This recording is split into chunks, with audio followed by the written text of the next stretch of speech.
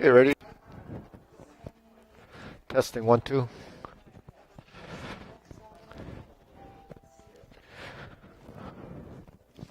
Okay, ready? We'll bow in. Up. Okay, salute. Okay, feet shoulder width. First exercise. Turning. 1, 2, 3. 1, 2, 3. 1, 2. Is that too loud? 1, 2, 3. 1, 2, 3. 1, 2, 3.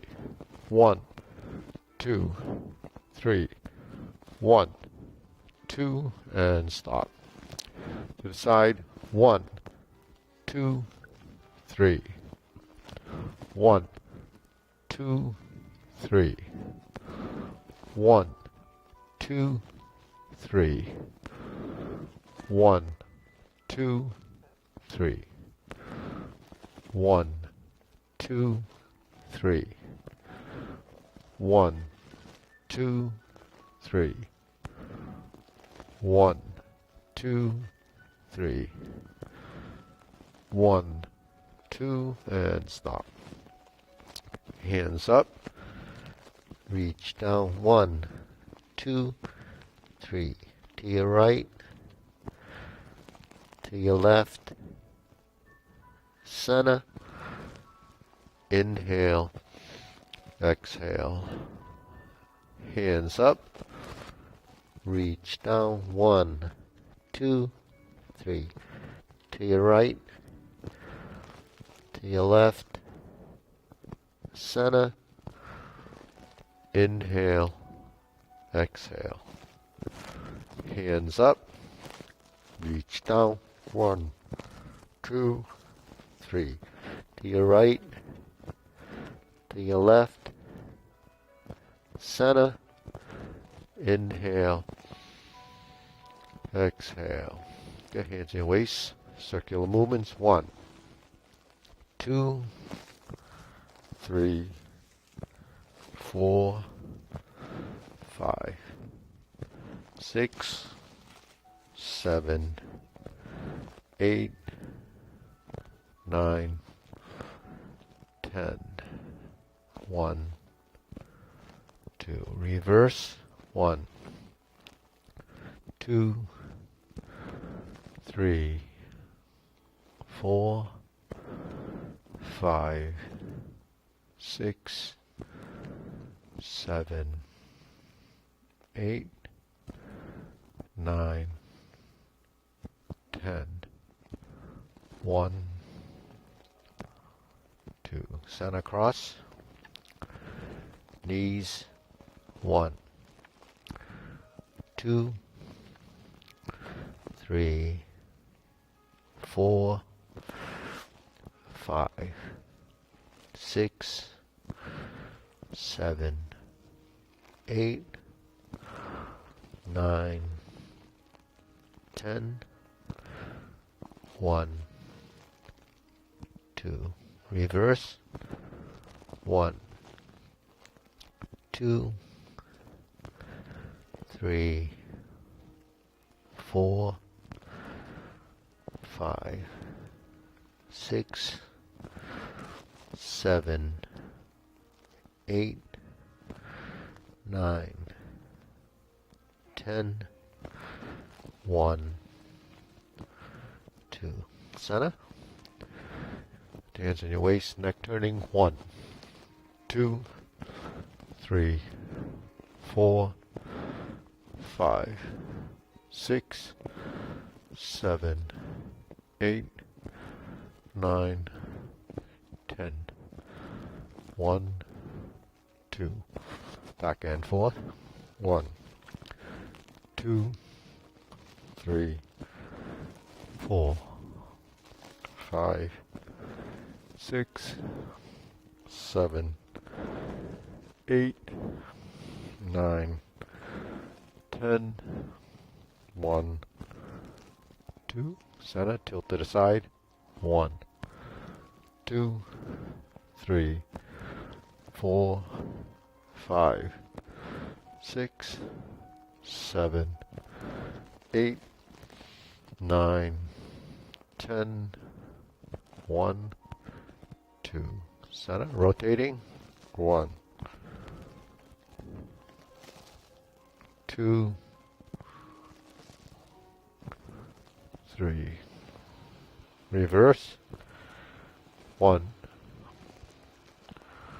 2,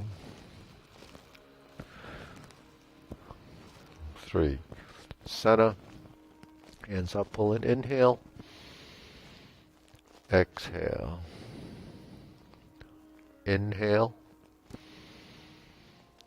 exhale, inhale, exhale. Okay, spread your feet, turn your shoulders, 1, 2, 3, 4, 5, 6, 7, 8, 9, 10. 1, 2, 3, 4, 5, 6, 7, 8, 9, 10. 1, 2, 3, 4, 5, 6, 7, 8, 9, 10. 1, 2, 3, and stop. Okay, we'll stretch it out.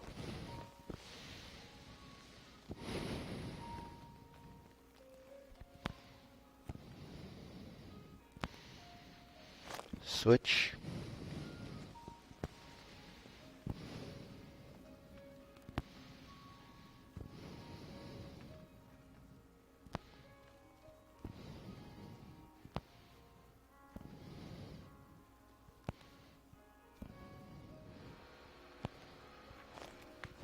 Switch.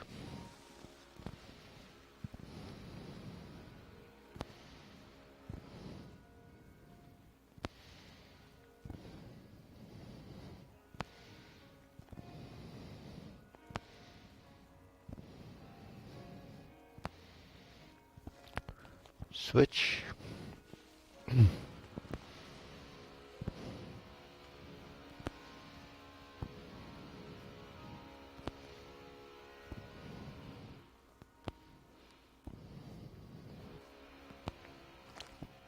Switch. Straighten the front knee.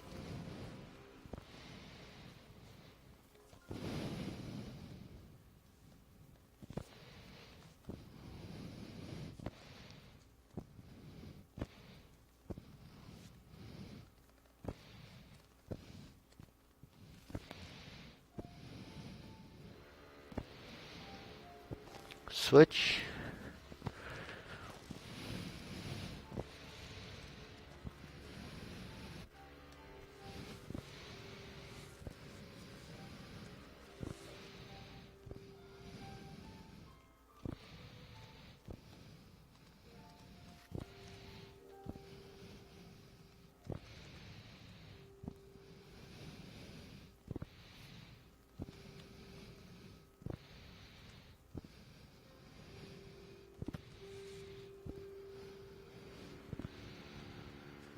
Switch.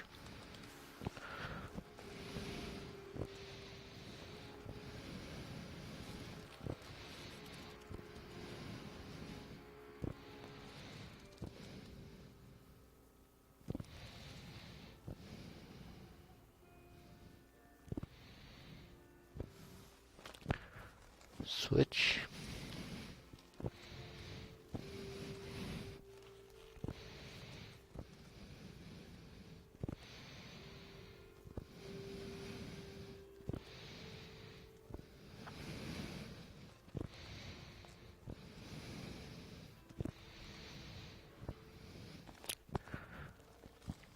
Okay, center.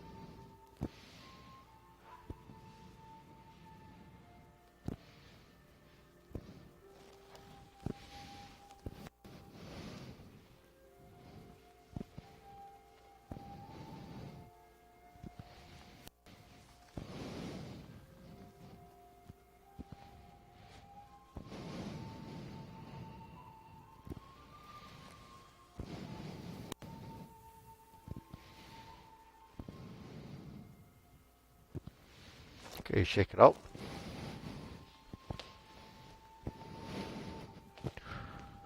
Hands here. Deep breathing. Inhale. Exhale. Inhale. Exhale. Inhale. Exhale. Okay, shoulder roll.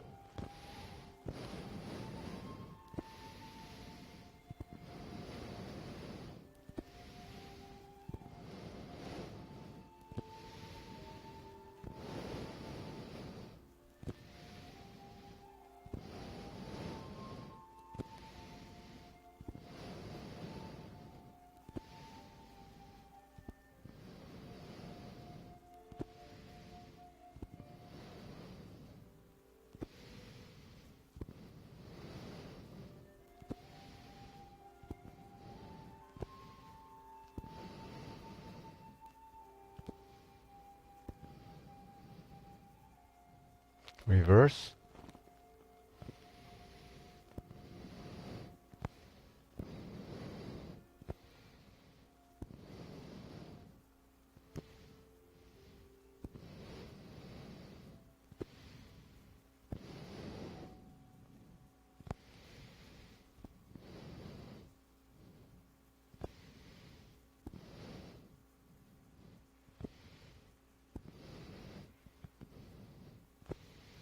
And center.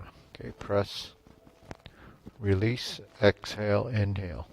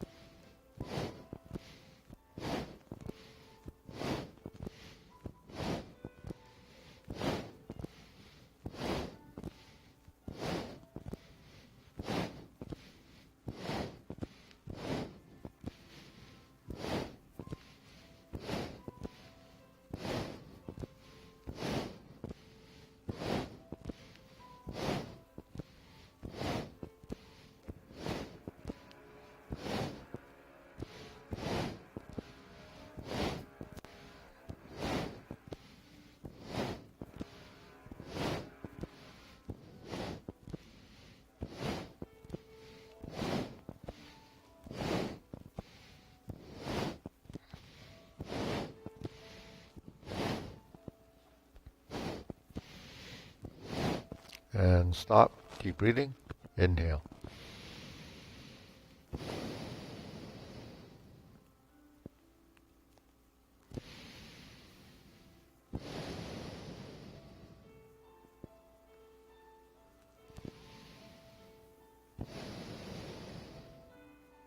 Okay, wrist.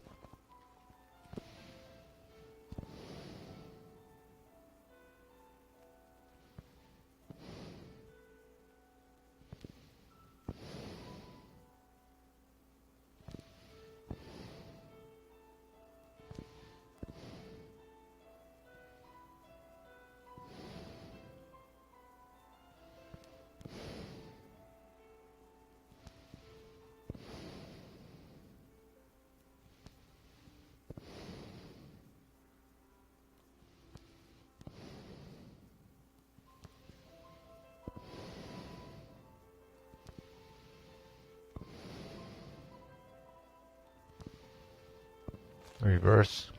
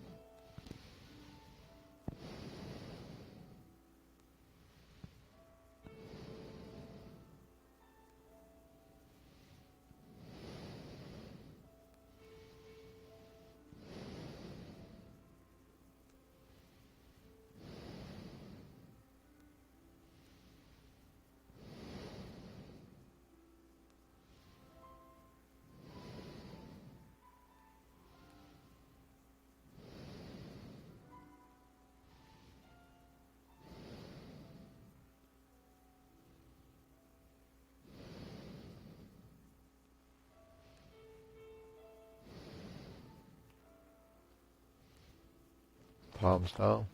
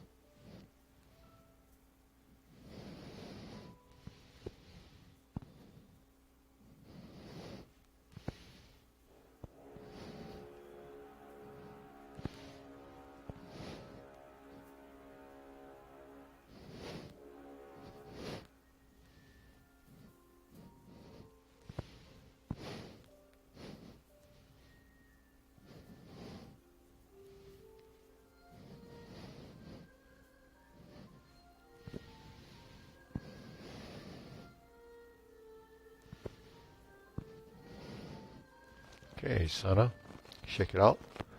Okay, a few shifts side to side.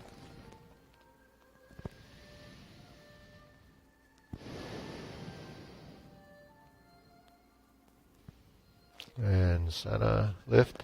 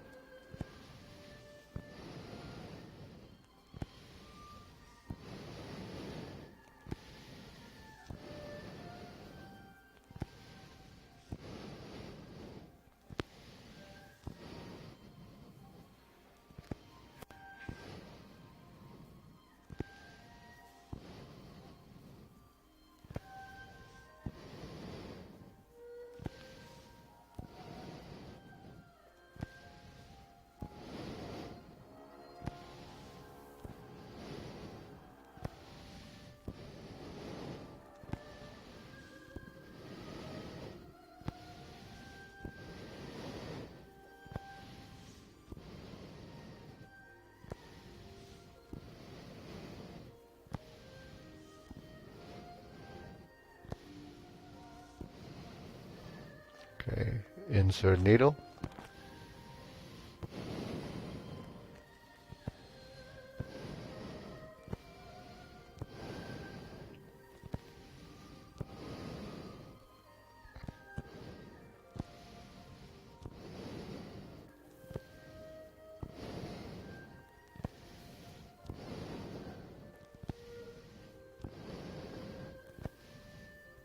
Switch.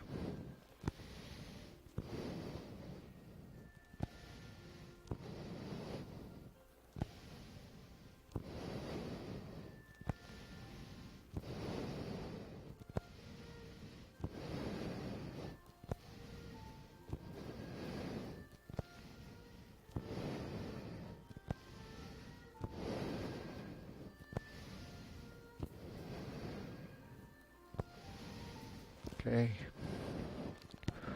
Leg swing.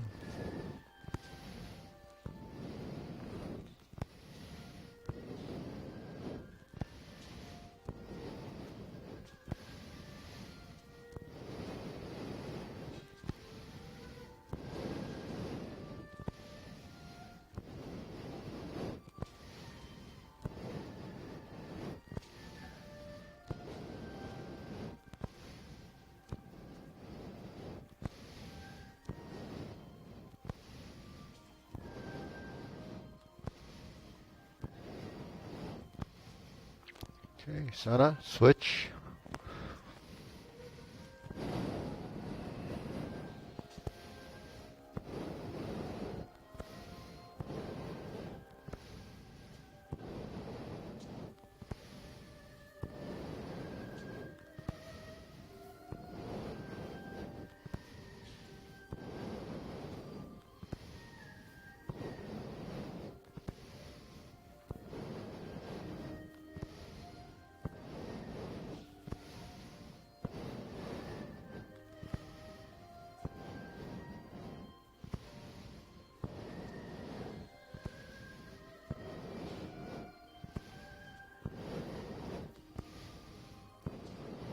And Sana. Okay, side to side.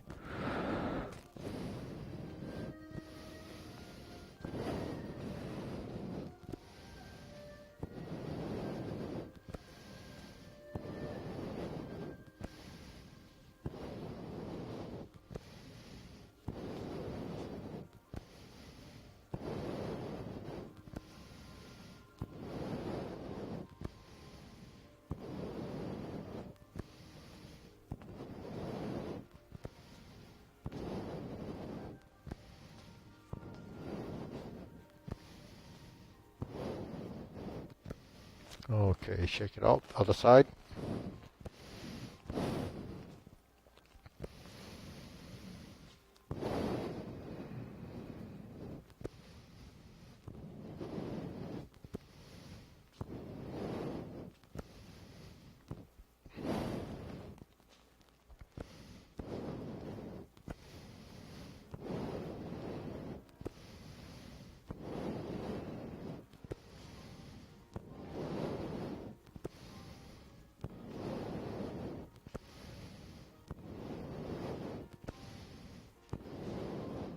Okay, shake it out.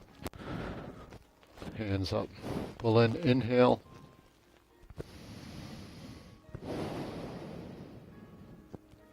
Inhale. Exhale.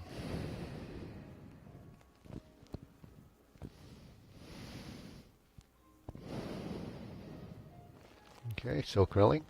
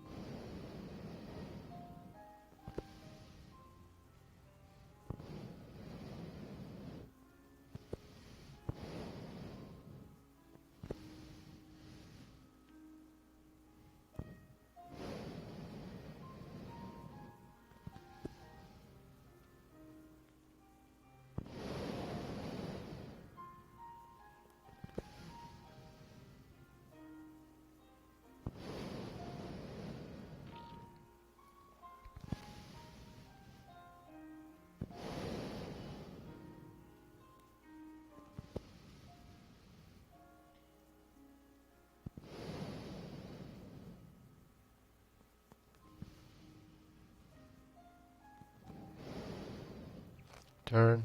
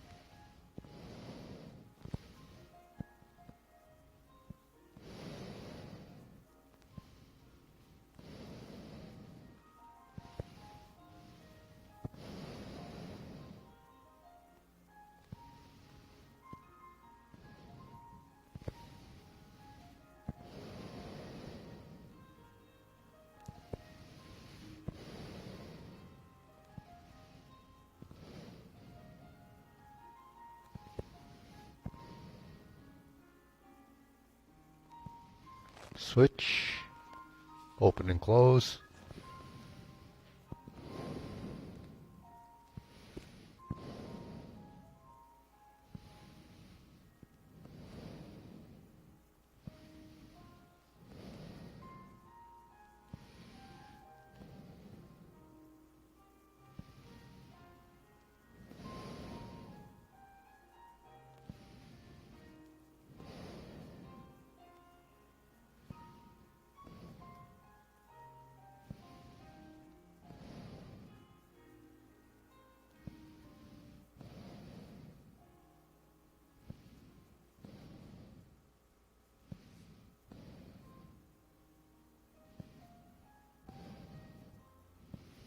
Switch.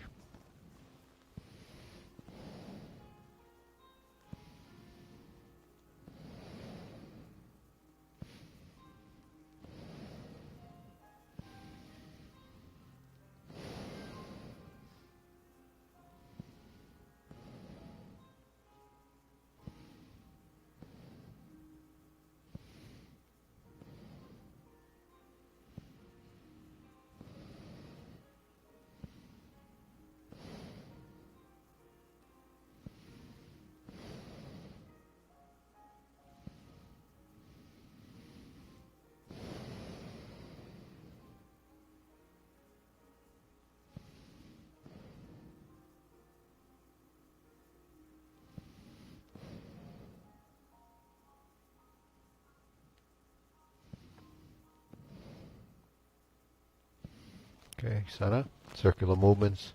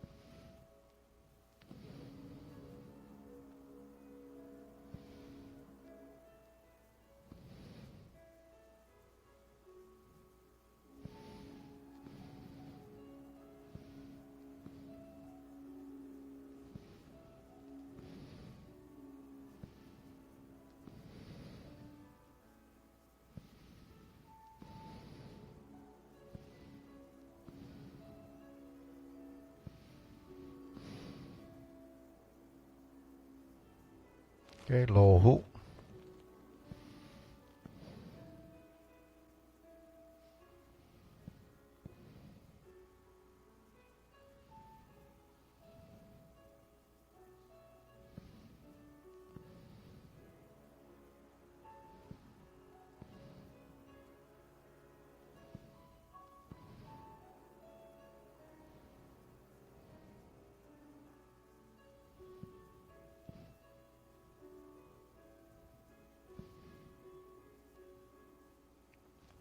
Shoulder height.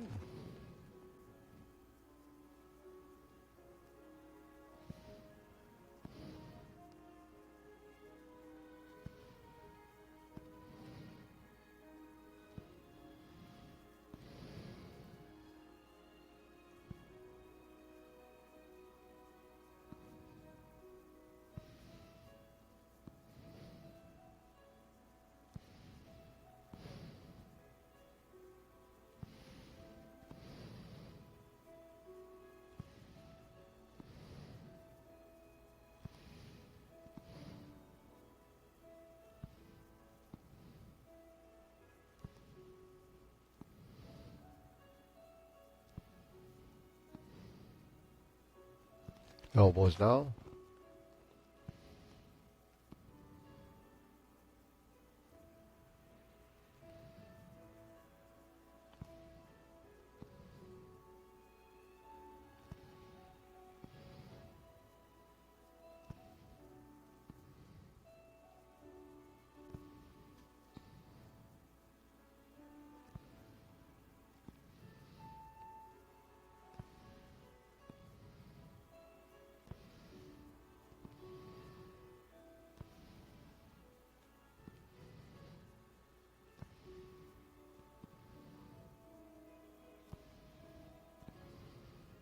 Lower palms down. Lift the back. Expand.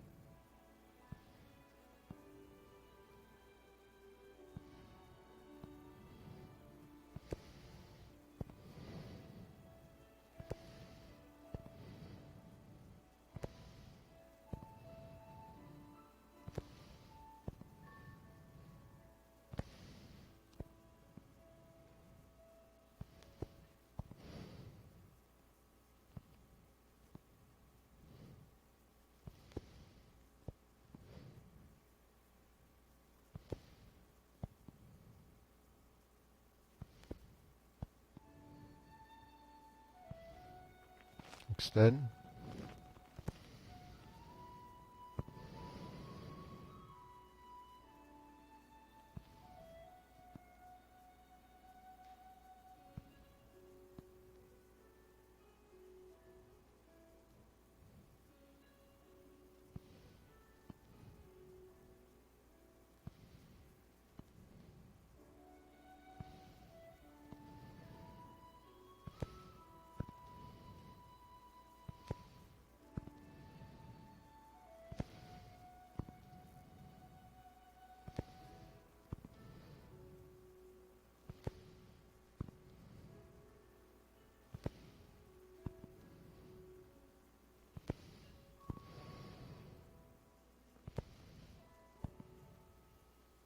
Keep breathing. Inhale. Exhale.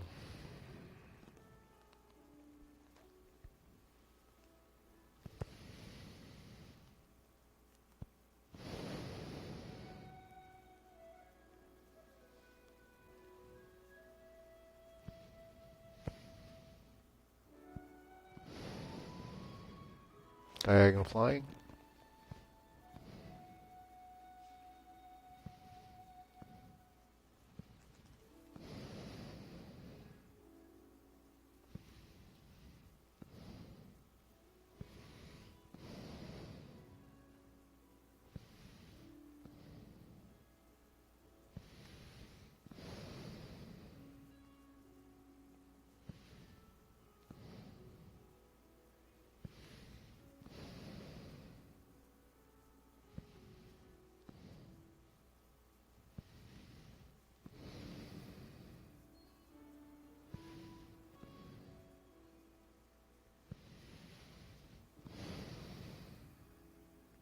Switch.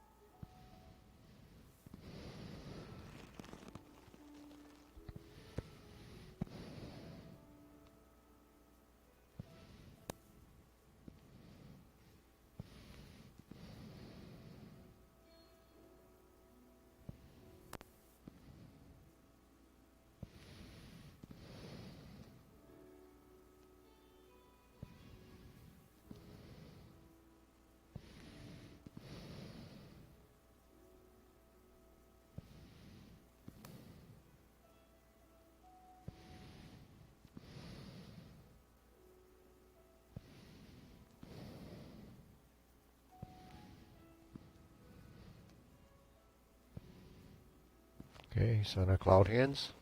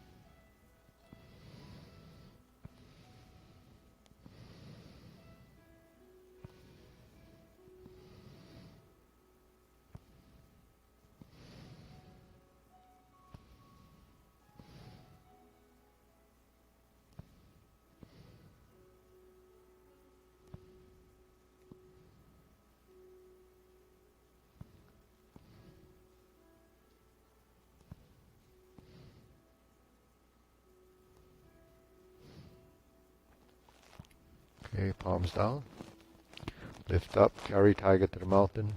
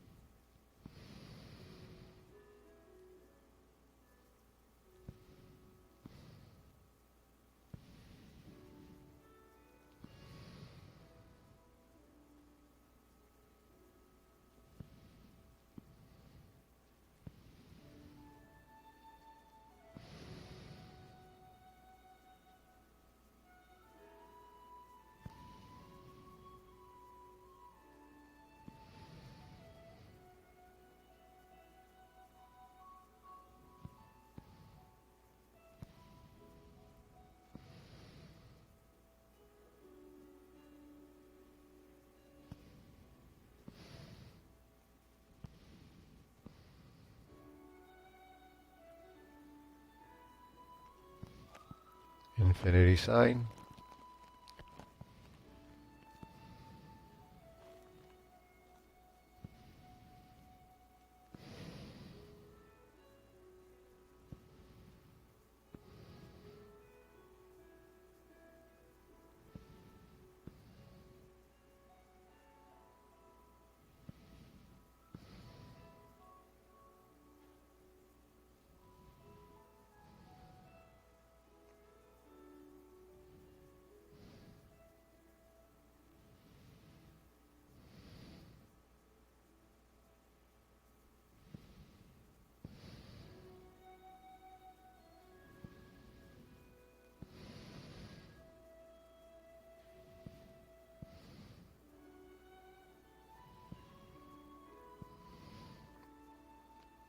Okay, form the fists.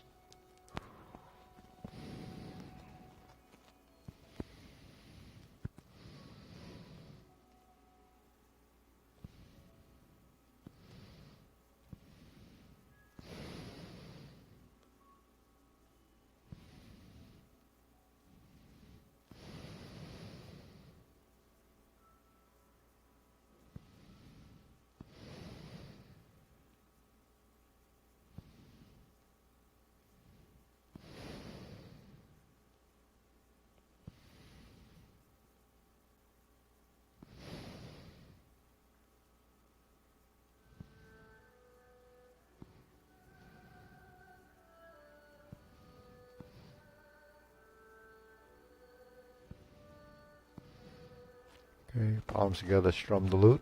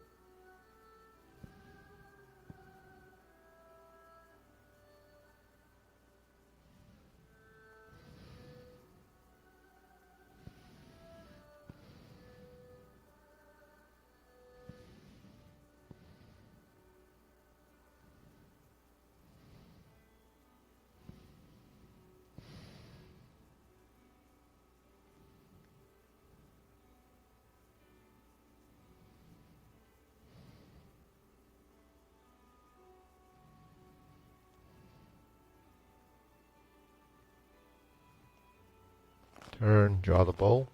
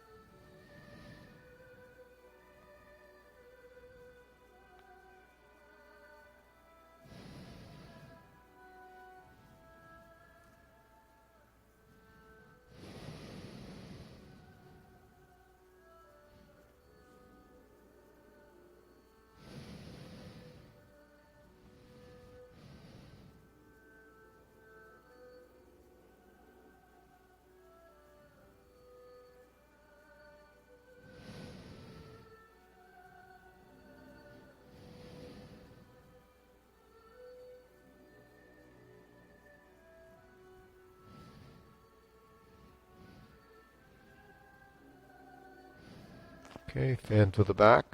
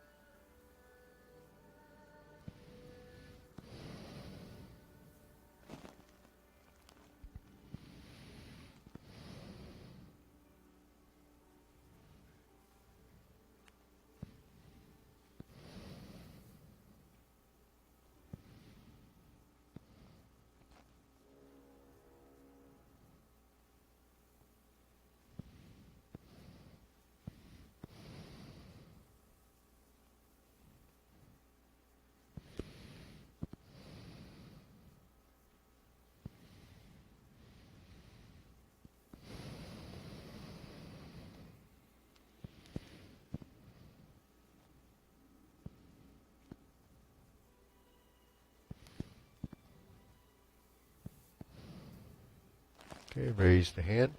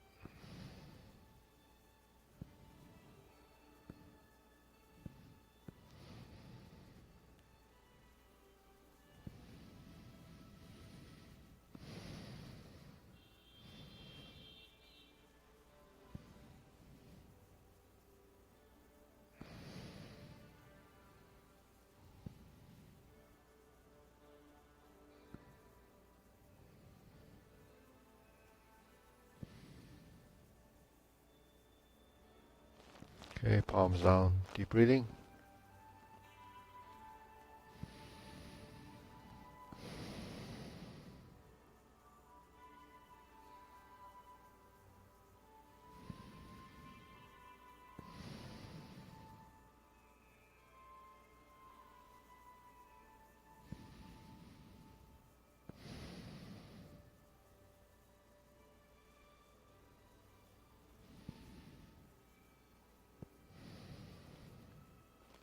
Okay, we'll go through the form.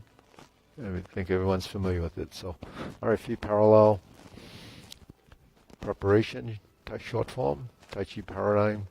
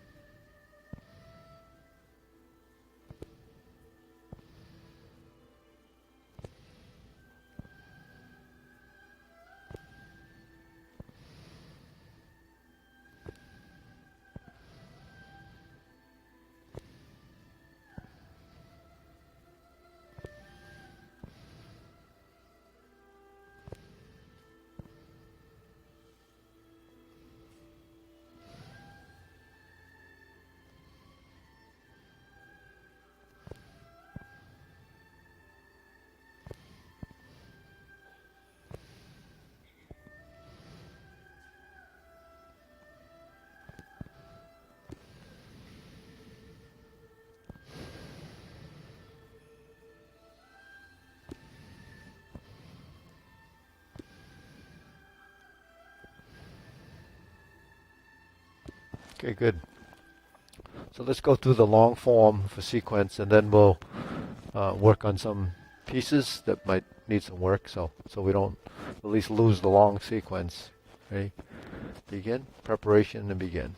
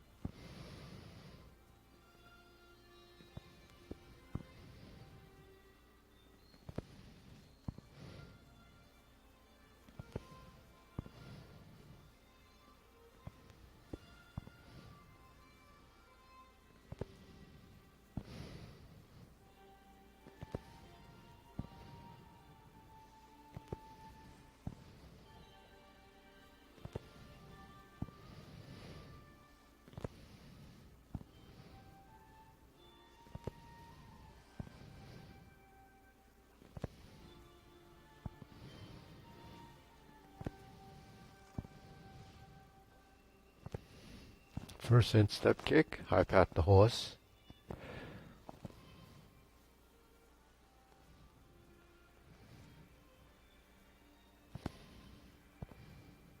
Set up, high pat the horse, flip the hands over, fold the elbows, left instep kick, turn, left heel kick,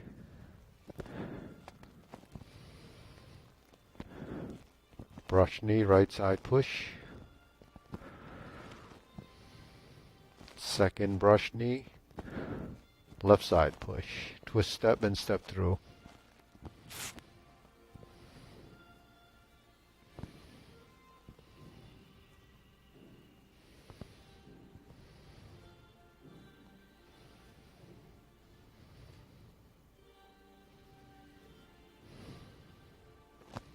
Turn, parry and punch, step up, set it up, high pat the horse, beat the tiger,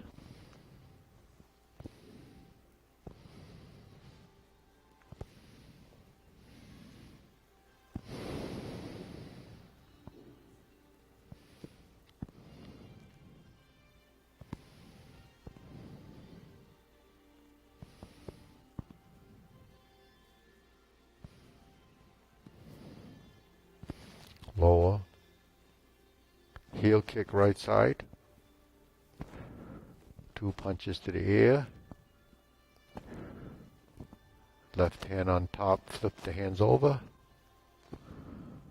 parting leg.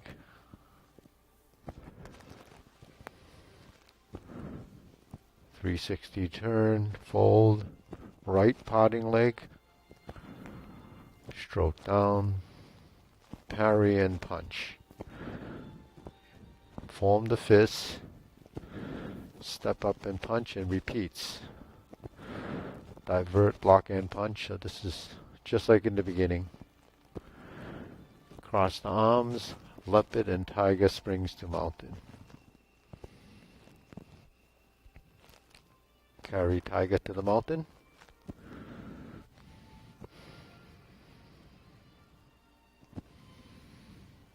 Cross hands. Oblique, brush knee push.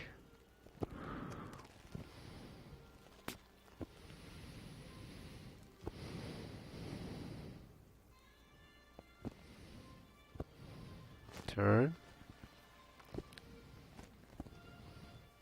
Brush knee and push. Grasp the sparrow's tail.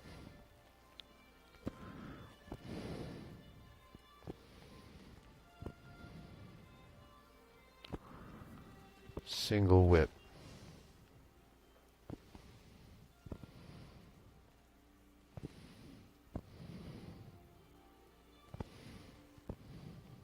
Diagonal flying.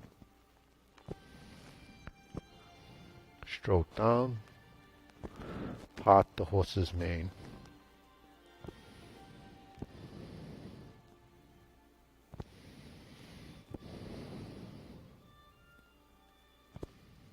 Step up.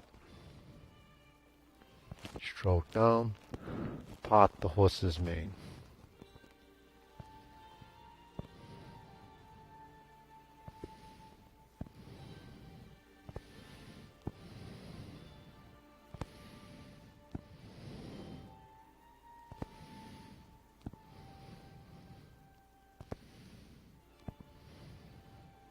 Cross over. Jade Lady work shuttle.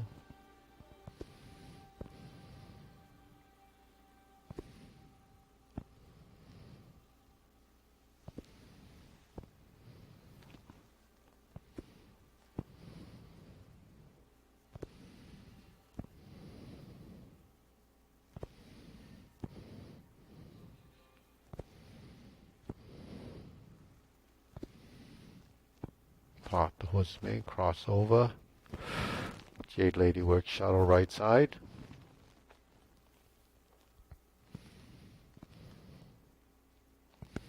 Cross. Pivot to the rear corner.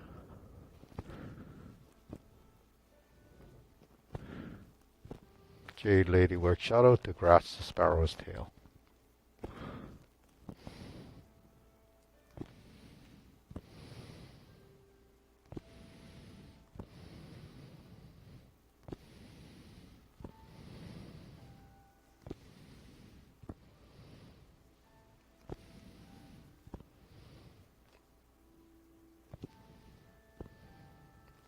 Cloud hands.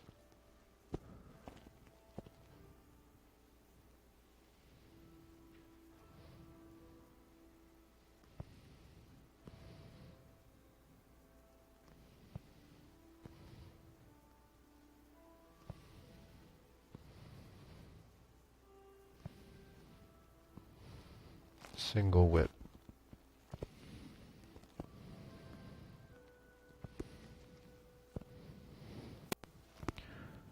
Snake sticks out tongue. Pull down. Step up. Golden cockerel stands on one leg. Press and kick. Golden cockerel. Reverse the stance. And repeat.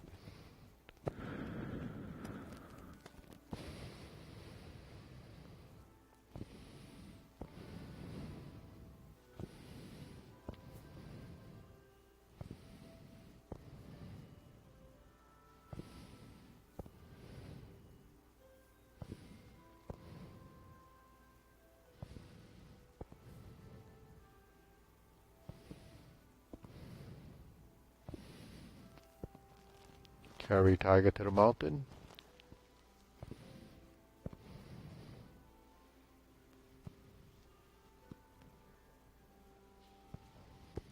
Hold the ball. Shift, diagonal flying. Shift, step up. Raise the hand.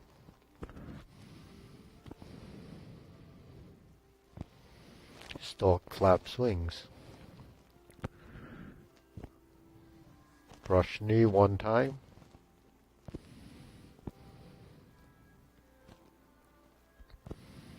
Insert the needle.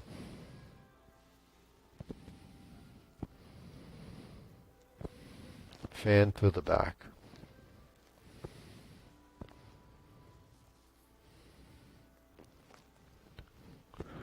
Stroke down.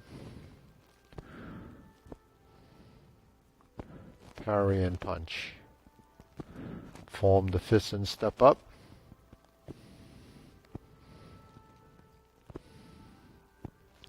Divert, block, and punch. Step up again. Grasp the sparrow's tail.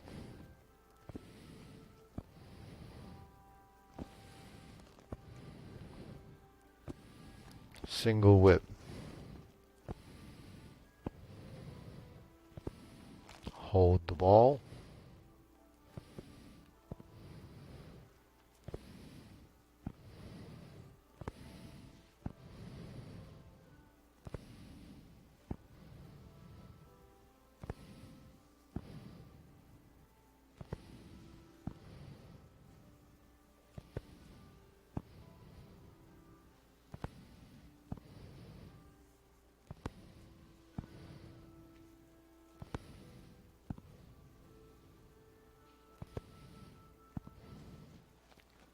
Set it up, palm strikes face. Turn. Single lotus kick. Brush knee, left side push.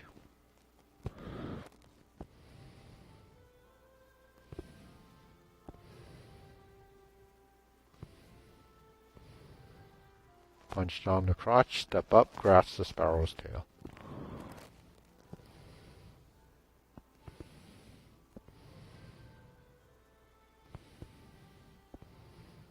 Single whip.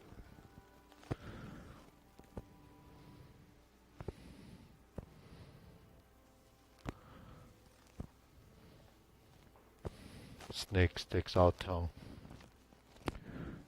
Invert the hand, pull down, step up to 7-star,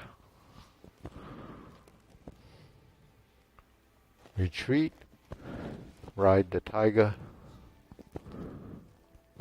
palm strikes face, turn, double lotus, jaw bow to shoot tiger, step up, repeat, palm strikes face, turn, parry and punch. Set it up, high pat the horse.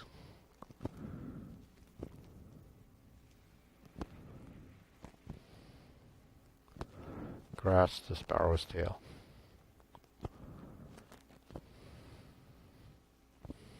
Single whip.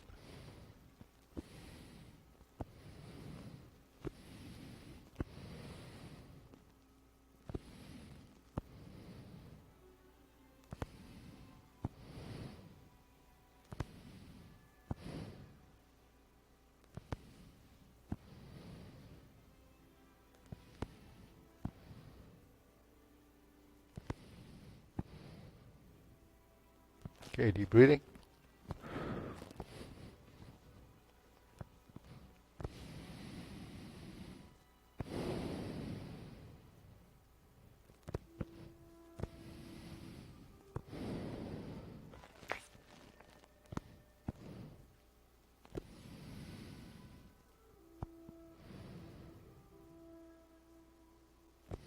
So when you go through the sequence, the sections that are repeats, those sections that you already have memorized typically. So it happens, the form essentially is doing the form itself 2 times. You have a repeat in a lot of sections. So the thing is, identify the postures by the names. What are names? Names of identifiers, and what do you identify them with? With things or people or objects. So, names of postures just allows you to recognize what that series of movements are, and you kind of isolate them, focus on them when you're trying to perfect the movements. This is after learning and memorizing the sequence. So in the beginning, it's a combination of things. You have to memorize the sequence, you have to build the coordination, and you have to build the identifiers of which posture is which. And in the beginning, that's why most people have a lot of trouble memorizing it, because they can't figure out which posture is individual, like grasp the sparrow's tail or single whip. But once you've identified the postures, and you have to capture the image, the look, what you think it looks like. Most of us, we all learn visually, in the sense that what we see is what we try to mimic, but the body doesn't see it. And some people are better than others, but because the body doesn't recognize it, you have to teach it. You have to teach your body how to do these things. So every thing involving motor skill or something that's physical requires a learning curve, and that learning curve is trying to understand how that happens. How do we figure out how much strength to use, what has to happen, to the positions. So when you first learn something, it's kind of awkward. If you're in the wrong position, it doesn't work. You get really tired doing it. If it's a physical thing, if you're trying to do something really fine or small, you can't control it because you're not used to moving something that small. So like jewelers, when they make jewelry, they have to use tools.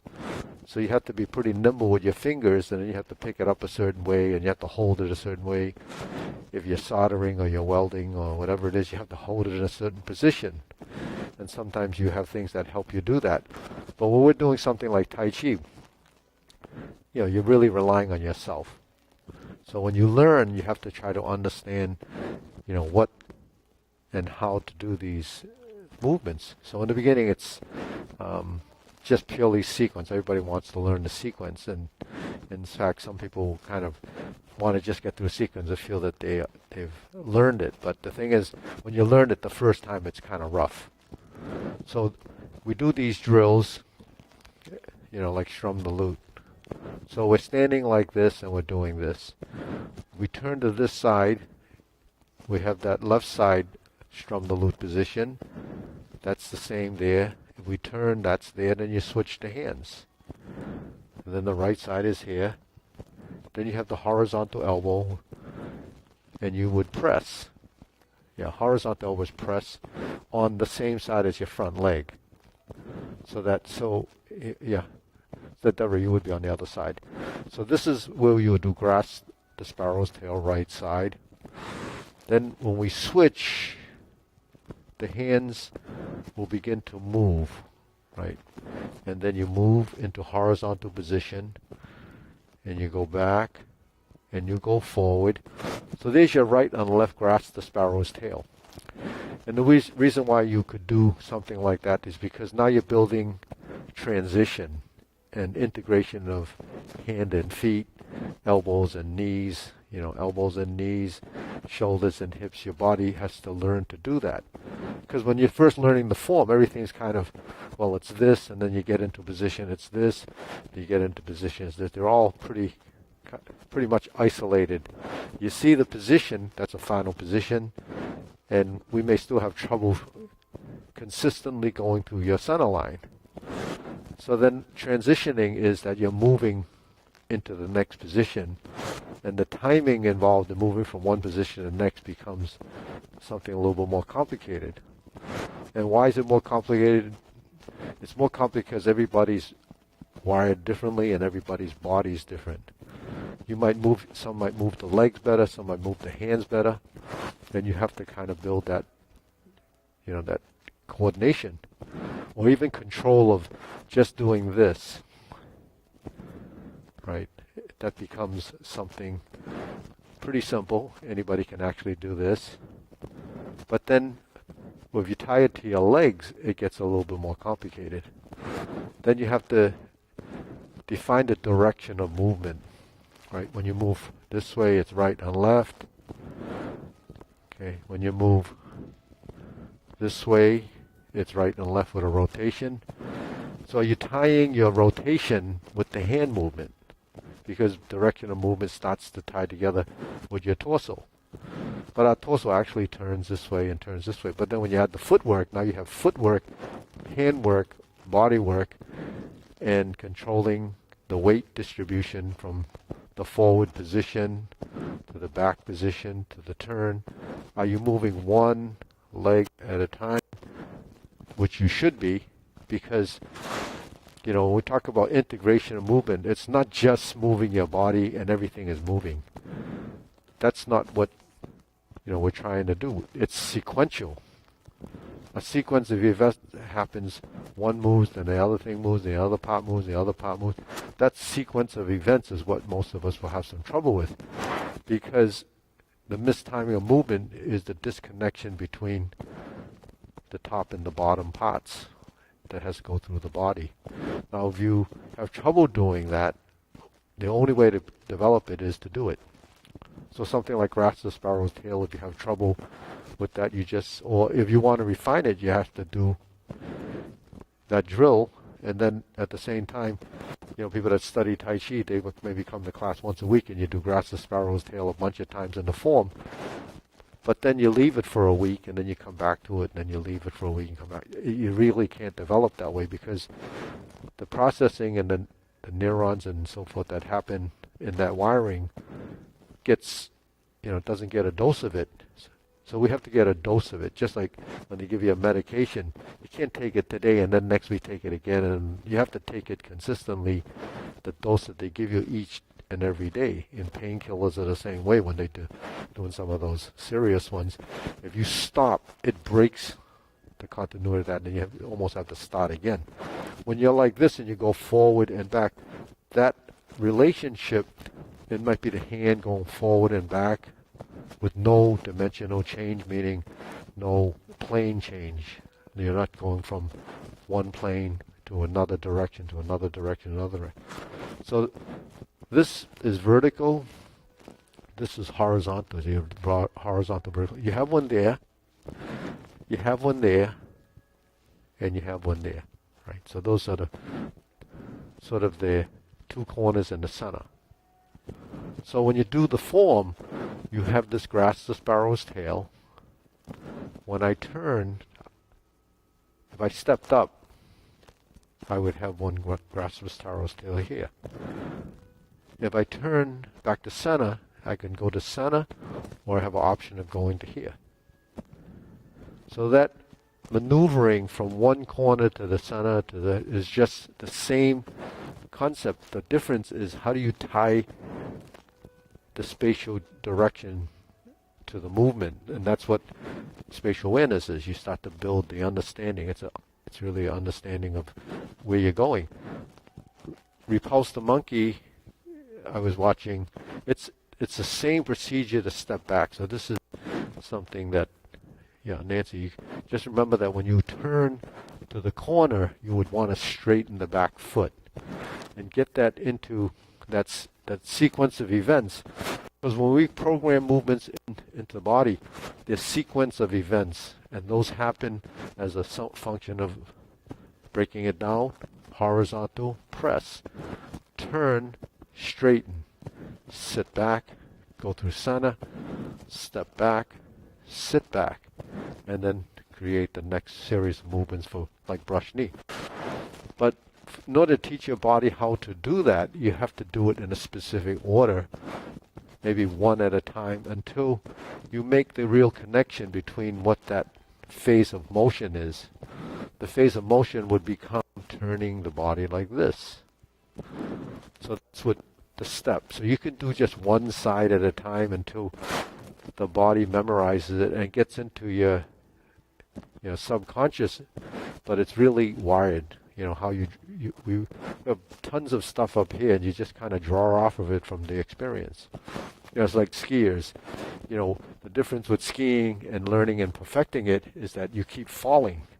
When you stop falling, then you realize it's getting better.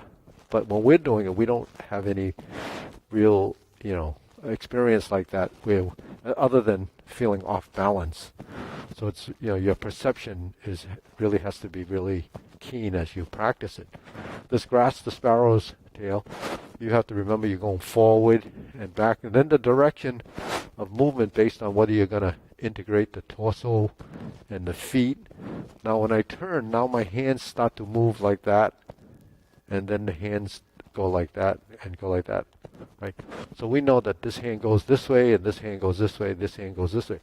Can you get that movement to be compatible with the hands and the legs in a specific order, so that you're developing a heightened sensitivity to the motion and the balance? So that's grasp the sparrow's tail. It's in the form about 8 times, maybe 8 times, I think. And when you go through it, why is it in there so many times? It must be a posture that's fairly important. So it's in there a lot. Brush knee is in there quite a bit. So those, probably important postures, because the technique in there is an important guideline. But the guideline is, here's the center. If I move here, it's like this. Here's the center. If I move here, it's like this. So one hand has to know which way it's going. And then this hand can come to this position. I can come back to center. And the accuracy of the position really is how you measure and find those movements. But then we do a direction. Direction is forward and back, right and left, up and down, right? So when we're going forward and back, it could be the hands. Turning is right or left. Up and down could be the hands going up or down, elbow, shoulders, back, legs, knees. The torso lifting and dropping, those are all directional. That becomes another stage of your development, whether your body's aware enough to do that. Because you can do this and you can be fairly stiff and not move anything really other than your hands. So to add those components, you have to actually work through it until your body sort of assimilates the motion and then builds that that sequence of events, the chain of movements. That's really a kinetic chain. You program this into your body, so now when the hands move, it just knows how to adjust everything to maintain a level of balance. But in motion, because as functionality, we don't see a lot of what's going on because we don't realize that that's what it's doing. So when the hand comes across, if you're using it functionally, then it becomes a block. So if just using Eddie, can I borrow your arm? Eddie, can I borrow your arm? Yeah, I just use his. Yeah, so I'm just going to use his arm like this. So this could be just like this. If I go like this, that's what I'm doing. If he came with the other side, punch, yeah, then this would be coming like that. So strum the lute is this, right? So the transitional side of this, my hand is here, and I switch. You see, I'm taking his arm down, and he punched again. This would be here. And then that is actually what I'm doing. So that the transition in the circle is this, right? But your body function and your body positioning has to be precise. So if you're just doing the movement, and that's what most people do, they wave their hands in a form, there's no connection to functionality. Functionality becomes sensitivity and positioning. So when he does this, okay, and he punches again, and I'm like this. If he punched again, and I'm like this, I just use this movement on this side. If my hand is here, and he push toward me, push, yeah, then I go like this, then my back hand is actually doing something too. It's not just the front hand doing this, because we have a connection on the other side. So when this helmet comes back, then I'm here.